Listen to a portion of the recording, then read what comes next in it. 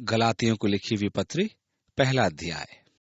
गलातिया कोई नगर नहीं था, वह एक सीमांत क्षेत्र था और वह वहां तक विस्तृत था जो क्षेत्र आज तुर्किस्तान में है।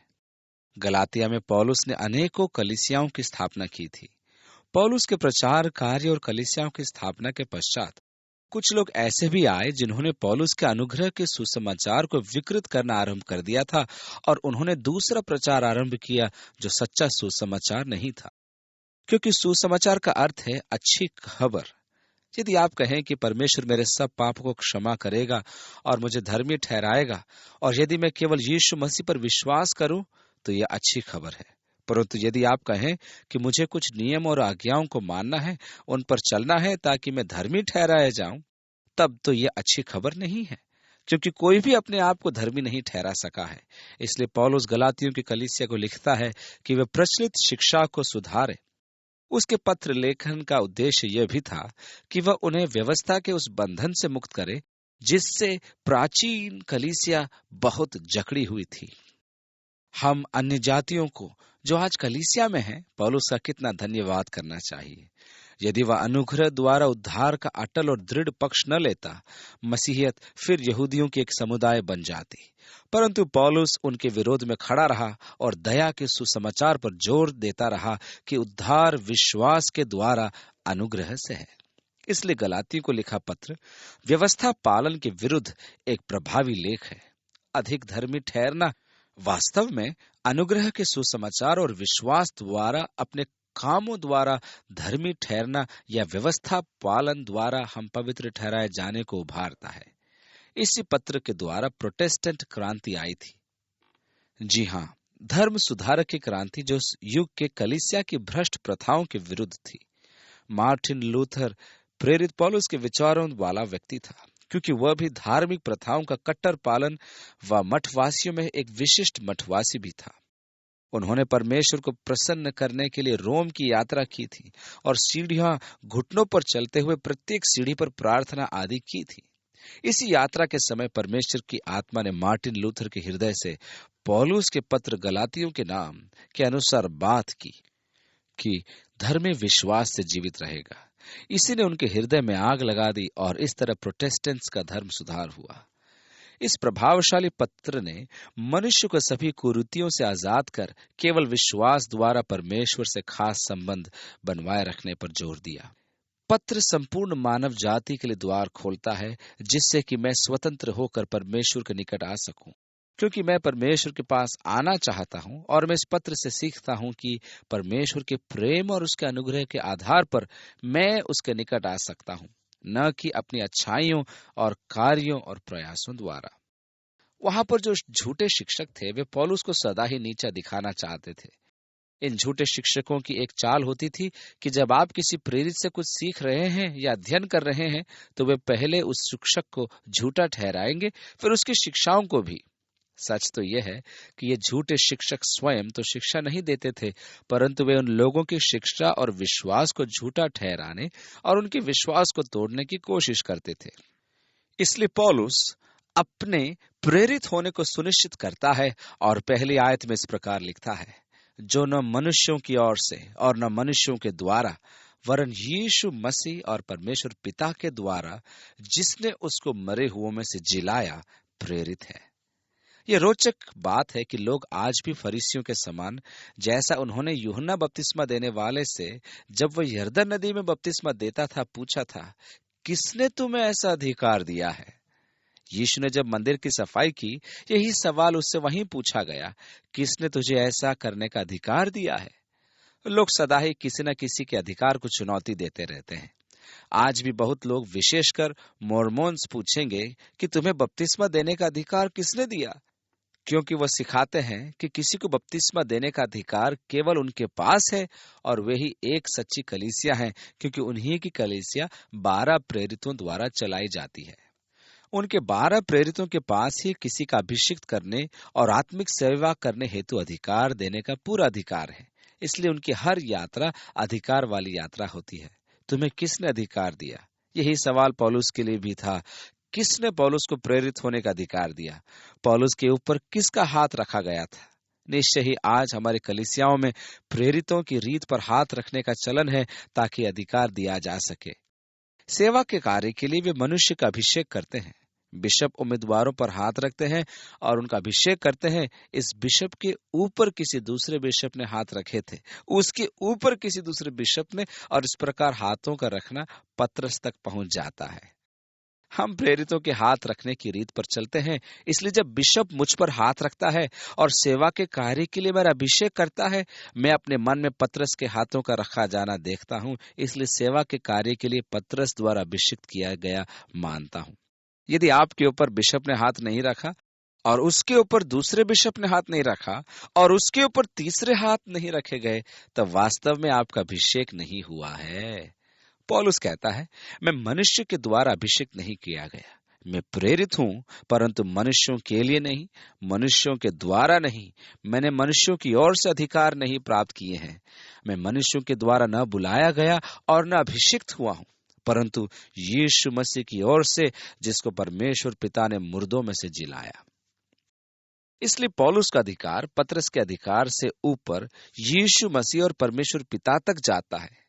इसलिए मैं ये महसूस करता हूं कि मनुष्यों का अभिषेक एकदम अर्थहीन है। मैं मनुष्यों द्वारा अभिषिक्त होने की चाह में नहीं हूं। मैं विश्वास करता हूं कि एक ही है जो सेवा के कार्यों के लिए अभिषेक कर सकता है, और वह है यीशु मसीह।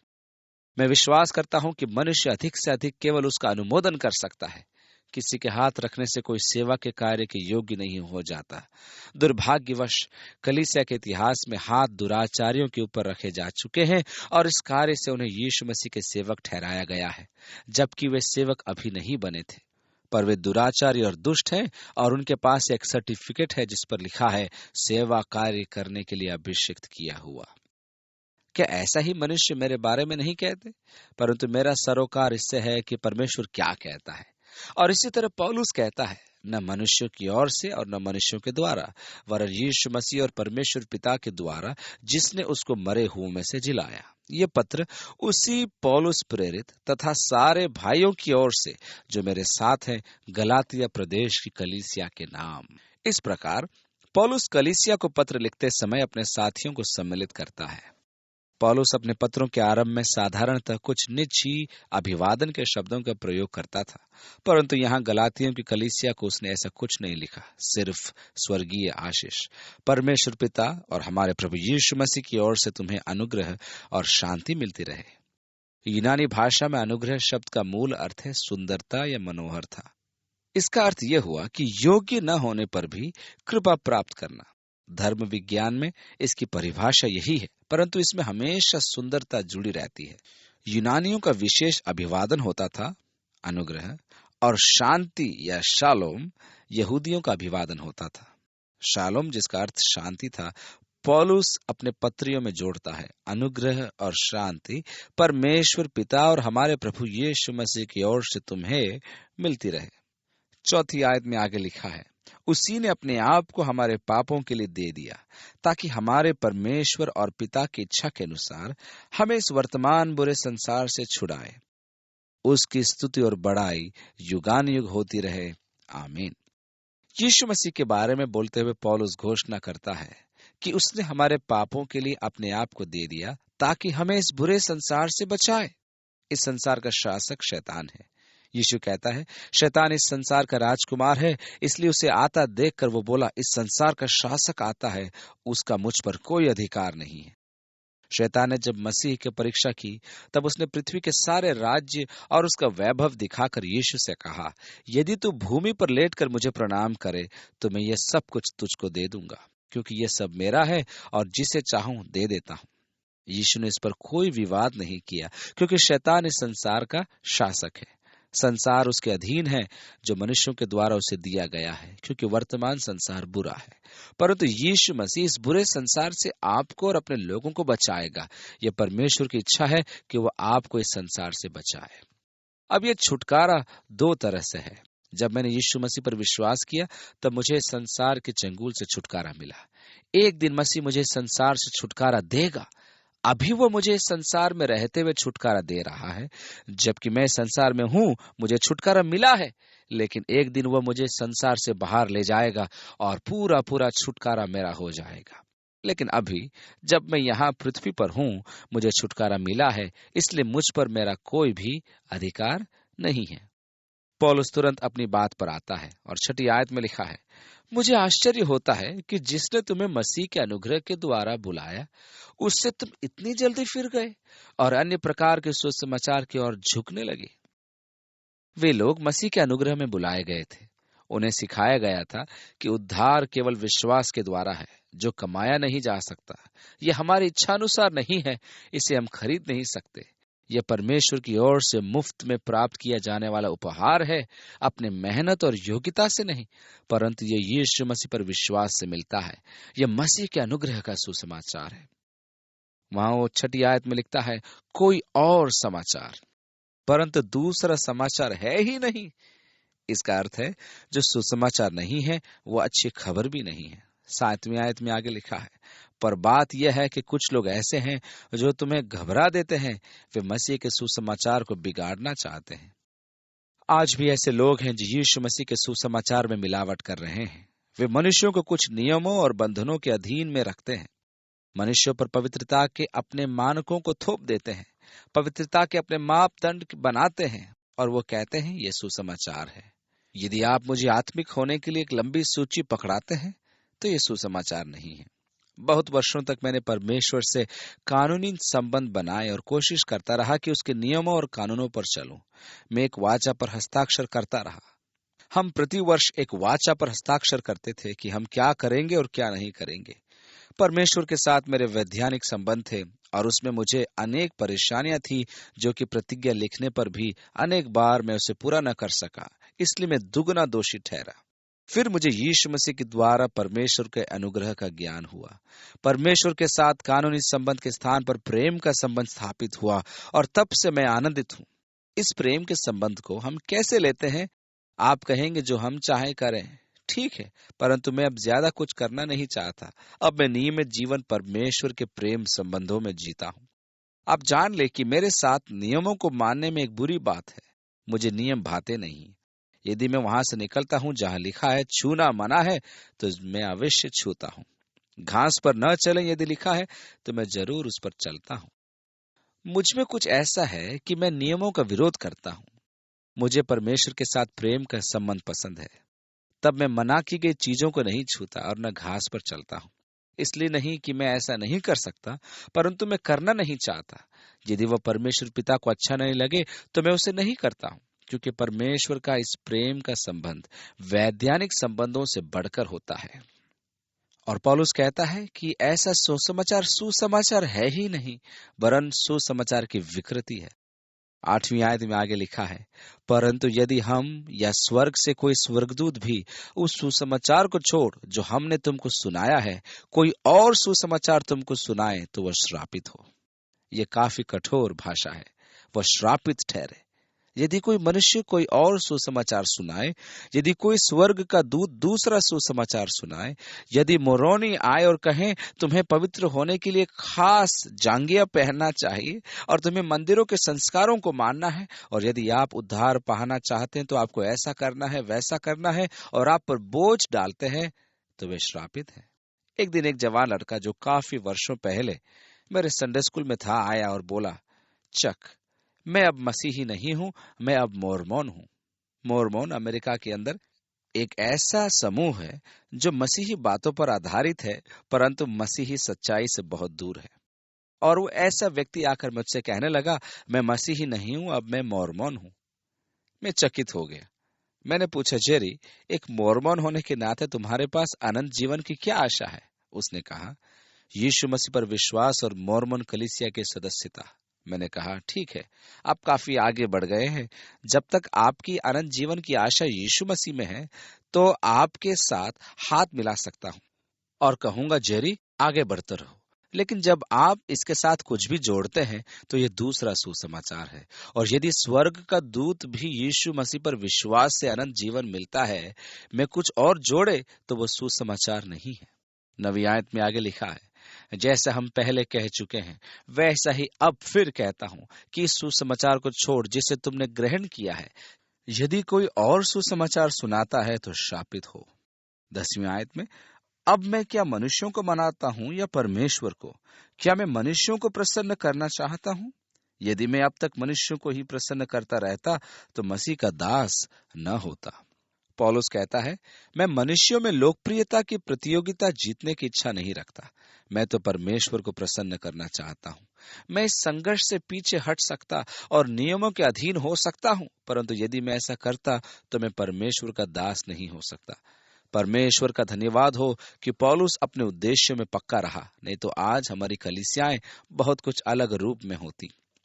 11 और 12 आयतों में लिखा है, हे भाइयों, मैं तुम्हें बता देता हूं कि जो सुसमाचार मैंने सुनाया है वह मनुष्य का नहीं, क्योंकि वह मुझे मनुष्य की ओर से नहीं पहुंचा और न मुझे सिखाया गया, पर यीशु मसीह के प्रकाशन से मिला है।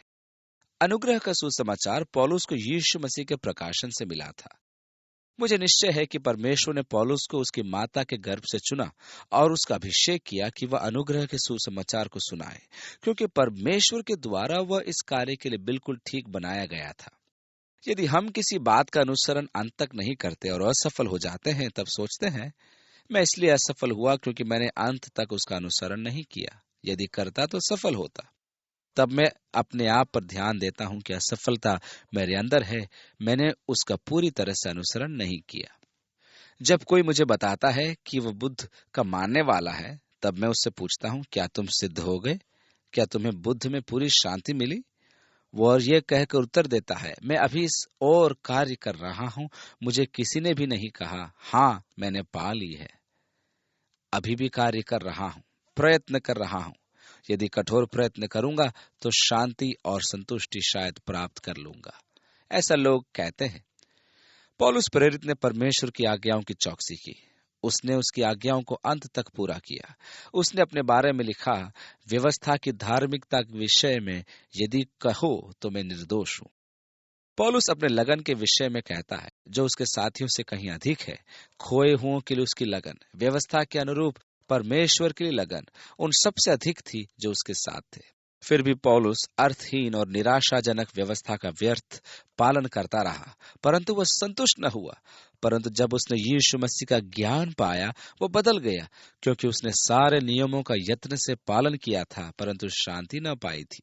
देखा जाए तो पतरस अनुग्रह प्रतिनिधित्व करने वाला दूत नहीं हो सकता, क्योंकि उसने व्यवस्था का पौलुस के तुल्य व्यापक अनुसरण नहीं किया था। इसलिए पतरस ने सोचा, मैं भी व्यवस्था का पालन करता तो शायद पा लेता। पौलुस विशेष तौर से परमेश्वर द्वारा तैयार किया गया था कि अनुग्रह के सुसमाचार को प्राप्त करे और ये यीशु मसीह के प्रकाशन द्वारा उसे मिले। उसने इसे यरूशलेम की कलीसिया में नहीं सीखा था या प्रेरितों से नहीं सीखा था और न वहां के भाइयों से, पर उसे सीधे यीशु मसीह के प्रकाशन द्वारा सिखाया गया था। 13वीं आयत में आगे लिखा है, यहूदी मत में जो पहले मेरा चाल चलन था, उसके विषय तुम सुन चुके हो कि मैं परमेश्वर की कलीसिया को बहुत ही सताता और नष्ट करता था। अपने बहुत से जाति वालों से जो मेरी अवस्था के थे, यहूदी मत में अधिक बढ़ता जाता था और अपने बाप दादों की परंपराओं के लिए बहुत ही उत्साही था। मैं सताने वालों में सबसे ऊपर था। मैंने हर बुरी चाल चली। मैंने यहूदी नियमों को बनवाने को सब कुछ किया और गैर यहूदियों से जलता था। और 15वीं आयत से आगे लिखा है, परंतु परमेश्वर की, जिसने मेरी माता के गर्भ ही से मुझे ठहराया और अपने अनुग्रह से बुला लिया, जब इच्छा हुई कि मुझ में अपने पुत्र को प्रकट करे कि मैं अन्य जाति में उसका सुसमाचार सुनाऊं, तो न मैंने मांस और लहू से सलाह ली। देखिए, दमिश्क नगर के जाते समय रास्ते में पौलुस की भेंट मसीह से हुई थी। तभी उसने अपने जीवन में 180 डिग्री का मोड़ लिया और मसीहियों को सताने वाले से बदलकर मसीह का चेला बन गया। पूरा का पूरा बदलाव। तब पौलुस मसीह के विषय जानने के लिए वो भाइयों की ओर नहीं मुड़ा, परंतु सऊदी अरब के रेगिस्तान में वर्षों परमेश्वर की प्रतीक्षा में रहा कि उसे अनुग्रह का प्रकाशन यीशु मसीह के द्वारा प्राप्त हो। इसलिए पौलुस का सुसमाचार नहीं है, ये यीशु मसीह का सुसमाचार है जो पौलुस को दिया गया और पौलुस के द्वारा हमें। ये सत्य है कि मसीह का उद्धार उस पर विश्वास लाने से हमें दिया गया, न कि मांस और लहू के द्वारा। 17वीं आयत में लिखा है, और न यरूशलेम को उनके पास गया जो मुझसे पहले प्रेरित थे, पर तुरंत अरब को चला गया और फिर वहां से दमिश्क को लौट आया। पौलुस यरूशलेम को नहीं गया। 18वीं आयत में लिखा है, फिर 3 बरस के बाद मैं कैफा से भेंट करने के लिए यरूशलेम को गया और उसके पास 15 दिन तक रहा। पौलुस अपने मन परिवर्तन होने के बाद करीब 7 वर्ष तक यरूशलेम नहीं गया था। जब वह मसीहियों के पकड़ने के लिए यरूशलेम से दमिश्क जा रहा था, परंतु रास्ते में उससे मसीह मिल गया और अब वह एक बदला हुआ मनुष्य के समान अब दमिश्क पहुंचता है। उसने वहां के मसीहियों को सुसमाचार देना चाहा, परंतु जान गया कि उसे स्वयं और सीखने की आवश्यकता है और वह अरब के रेगिस्तानों में चला गया और 3.5 वर्षों तक यीशु से प्रतापी प्रकाशन को प्राप्त कर दमिश्क को लौटा और 3 वर्षों तक उन्हें सिखाता रहा और तब यरूशलेम को गया। आगे लिखा है, फिर 3 बरस के बाद मैं कैफा से भेंट करने के लिए यरूशलेम को गया और उसके पास 15 दिन तक रहा, परंतु प्रभु के भाई याकूब को छोड़ और किसी प्रेरित से न मिला। यह वही याकूब है जिसने याकूब की पत्री लिखी। वह आरंभिक कलीसिया का मुखिया था। यह वो याकूब नहीं जो मछली पकड़ने वाले यूहन्ना का भाई था। उसका सिर तो पौलुस के यहाँ आने से पहले काट दिया गया था। यह वह याकूब है जो यीशु मसीह का भाई था, जैसा कि मरकुस के सुसमाचार में लिखा है, और पौलुस उसे पहचानता था। 20 और 21 में लिखा है, जो बातें मैं तुम्हें लिख रहा हूं, देखो, मैं परमेश्वर को उपस्थित जानकर कहता हूं कि वे झूठी नहीं है। इसके बाद मैं सीरिया और किलिकिया देश में आया। अपने परिवर्तन के 7 वर्षों के बाद पौलुस दमिश्क से तरसुस अपने जन्म स्थान लौट आया और वह फिर से तंबू बनाने का काम करने लगा। 22 से आगे की आयतों में लिखा है, पर यहूदिया की कलीसियाओं ने जो मसीह में थी मेरा मुंह कभी नहीं देखा था, परंतु यही सुना करती थी कि जो हमें पहले सताता था वह अब उसी विश्वास का सुसमाचार सुनाता है जिसे पहले नष्ट करता था, और वे मेरे विषय में परमेश्वर की महिमा करती थी। पौलुस का यरूशलेम की कलीसिया से कोई निकट का संबंध नहीं था। सच तो यह है कि वे लोग पौलुस से डरते थे कि कहीं पौलुस खुफिया एजेंट का दूत तो नहीं, इसलिए वे उसको अपनी संगति में भी लाना नहीं चाहते थे। इसलिए पौलुस जोर देकर कहता है, मुझे प्रकाशन किसी मनुष्य या प्रेरित के द्वारा नहीं, परंतु यीशु मसीह से मिला है।